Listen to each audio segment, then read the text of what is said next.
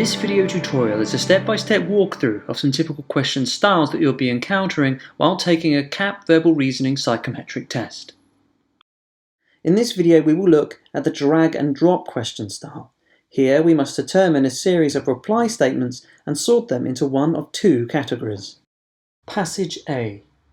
You have successfully submitted your application for a course at our university. The deadline is now closed.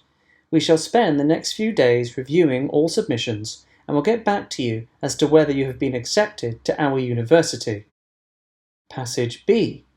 Thank you for submitting your application to our university. The deadline is now closed. We will let you know whether or not you have been successful. Look out for an incoming message in the next few days. Here we can see the differences between the two passages.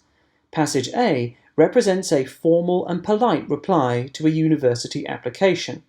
Passage B represents a subtly less formal reply to a university application. As such, the response is perhaps familiar, more casual, and/or friendly in return. Question. It is with the greatest of pleasure that I await the news. Thank you for taking the time to look through my submission. This response is flowery, though respectful. It is perhaps overly deferential. This more appropriately fits the formal reply of category A. Question. I cannot bear the wait. Hopefully the results will not be too difficult to take. The language is very casual and familiar, therefore this phrase better suits the reply of category B. Question. Thanks for letting me know. I will keep an eye out for when the results are sent my way.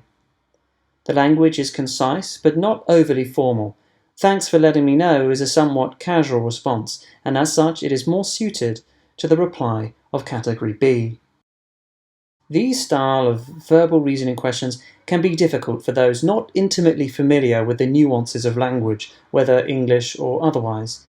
If this does not come naturally, perhaps try learning some phrases or words typically reserved for particular situations. For example, phrases of gratitude are helpful in learning politeness levels, such as thanks, thank you, and thank you very much. Phrases such as these are useful indicators. Thank you for watching this video tutorial. We hope it's been helpful.